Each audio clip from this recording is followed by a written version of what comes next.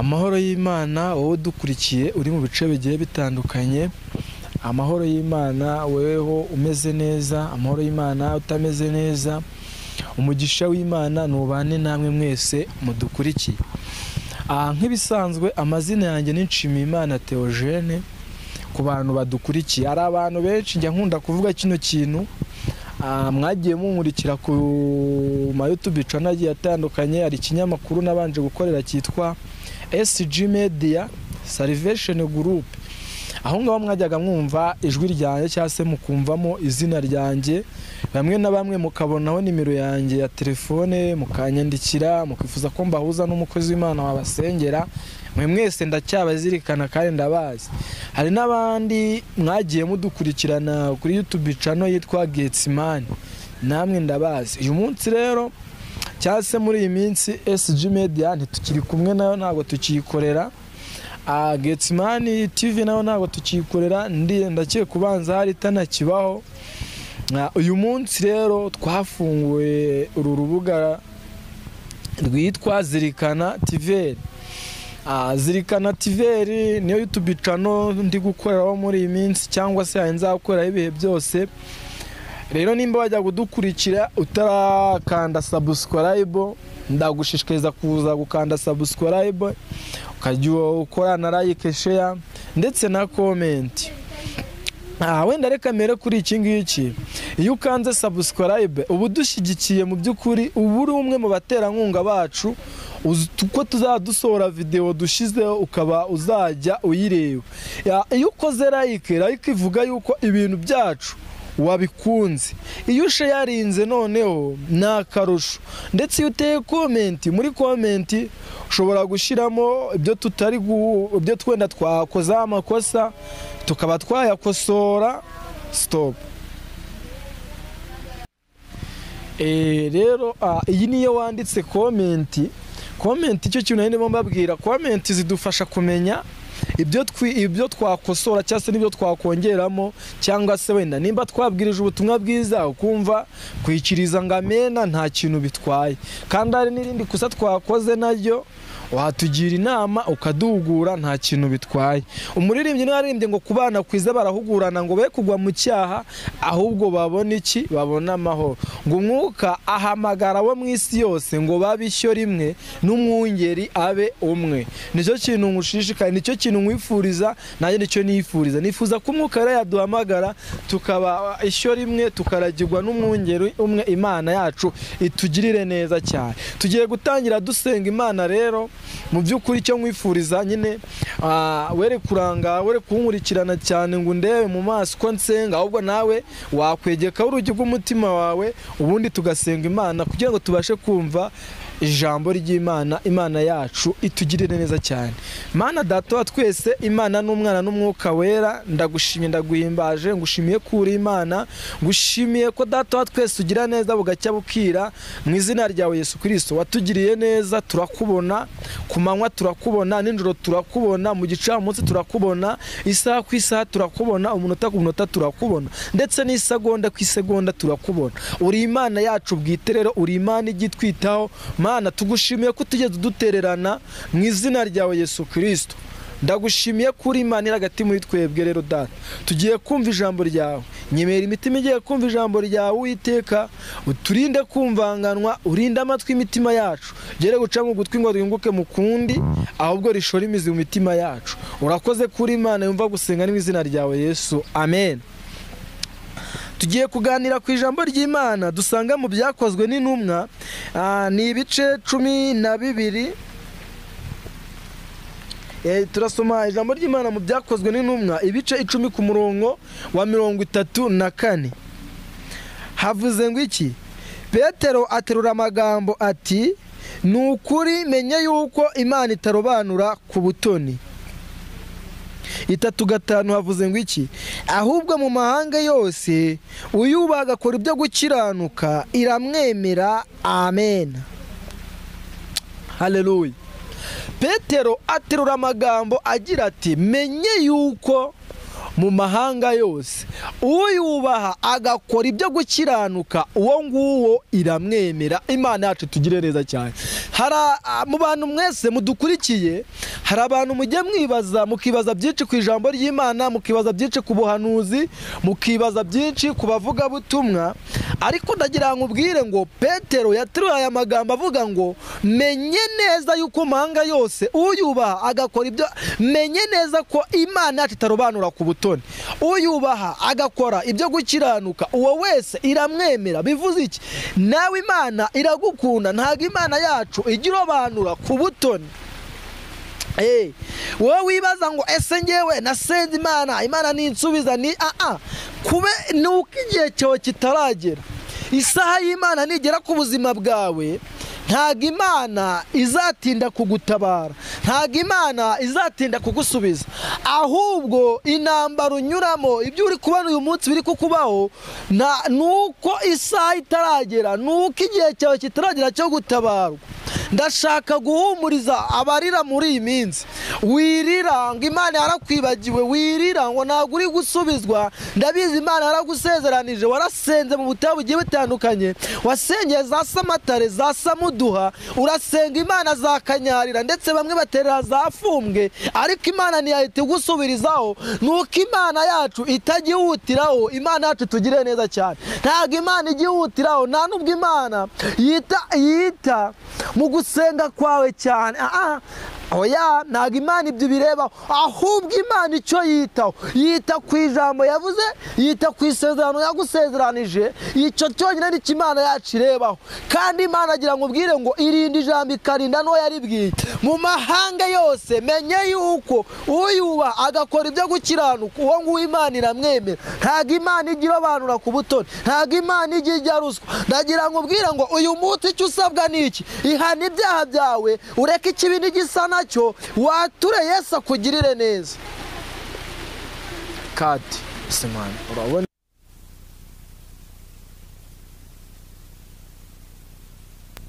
mikoro nayishizeho, twagiye ryawe Yesu Kristo, ngo abana buri umwe wese kandi ukomeze kubagira neza mu izina ryawe Yesu, amen. Ntago yaturetse, ntabwo yatwibagiwe, nubwo bimeze bityo. Ntago yaturetse, ntabwo yatwibagiwe, nubwo bimeze bityo. Ndagira ngo ubwire ngo wowe udukurikiye, ntabwo Imana yakuretse, nta nubwo yakwibagiwe.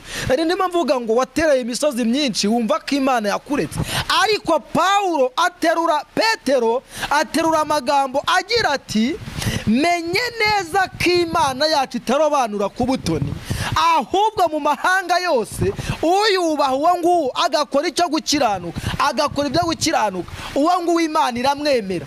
Imana yacu icyo usabwa ni iki? Ni ugukiranuka, ugakora ibyo gukiranuka, ukihana icyaha n'igisa nacyo, ukareka ikibi n'igisa nacyo, ubundi ugategesha gukora ku Imana.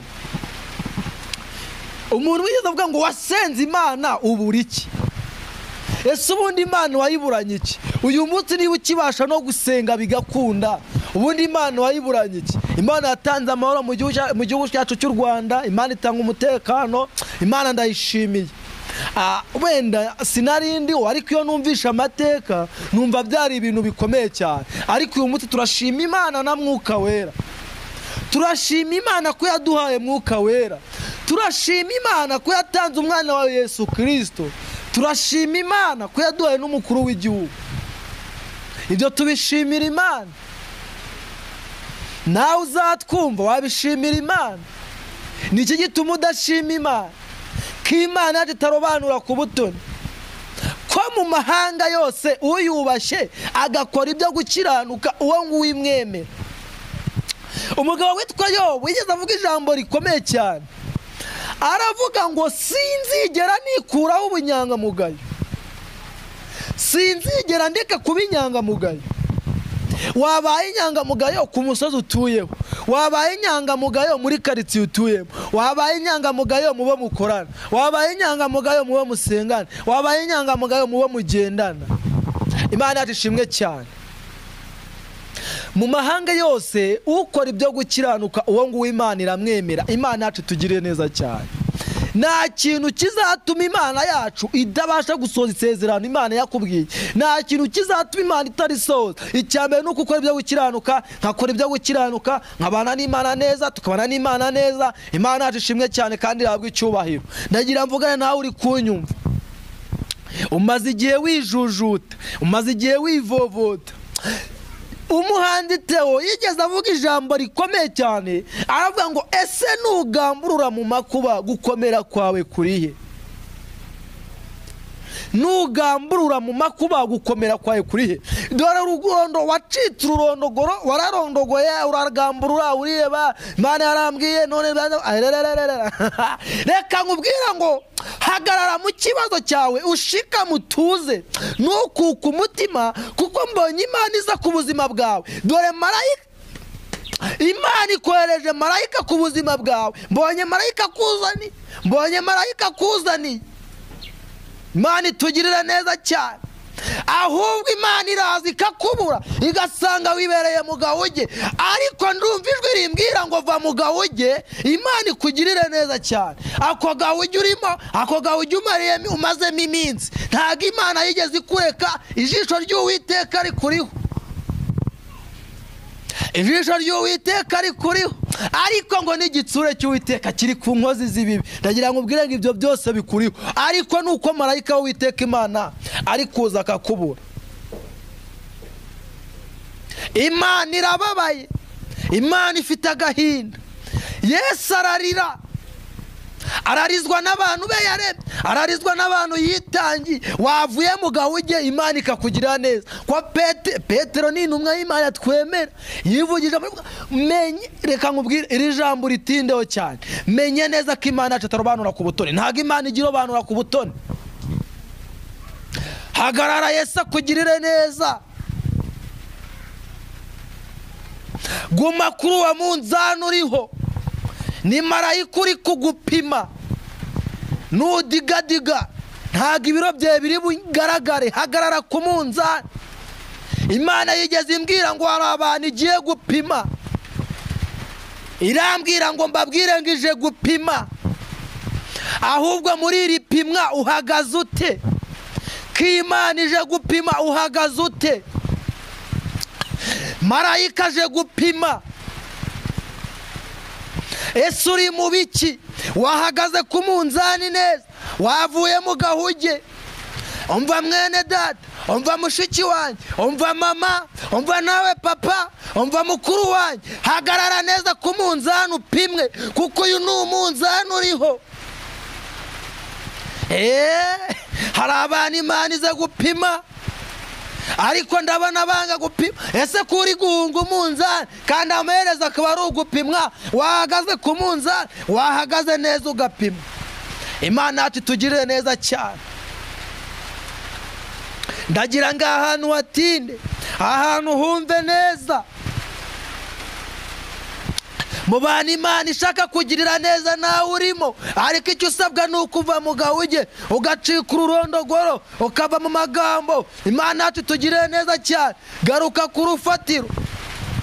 Nasomye ijambo ry'Imana rimbwira ngo iki? Ijambo ry'Imana ryarambwiye ngo urufatiro rw'Uwiteka ruracyahagaze, kandi rwanditseho ngo Uwiteka azabe.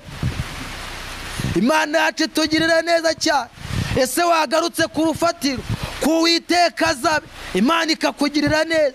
Na Imana ikakumwaku, Imana ikagukura ku musozi wa ndabirambiwe, Imana ikagukura ku musozi w'ibigeragezo, Imana ikagukura kuri biruhanye. Dore urarushye mama, dore urarushye papa, ariko nkuzaniye ijambo ry'ihumure. Ijambo ry'ihumure nkuzaniye. Imana yacu nirobanura ku butoni, Imana yacu izigira neza. Imana itugirire neza cyane. Imana yakugirira neza. Ni Imana y'Abanyarwanda, ni Imana y'abanyamahanga, ni Imana ireba ahantu hose icyarimwe, ni Imana irebera mu mpande enye z'isi. Nta hantu Imana yacu itareba, Imana yacu ireba hose. Hagarara ku munzani. Imana yacu itugirire neza cyane. Ukwezi kwa kane, ukwezi kwa gatandatu, Imana yarambwiye ngo ije kugirira neza abazayubaha, ndetse nawe yagusezeranije byinshi. Ni ukwezi ko gusorezwa amasezerano ku muntu uhagaze neza.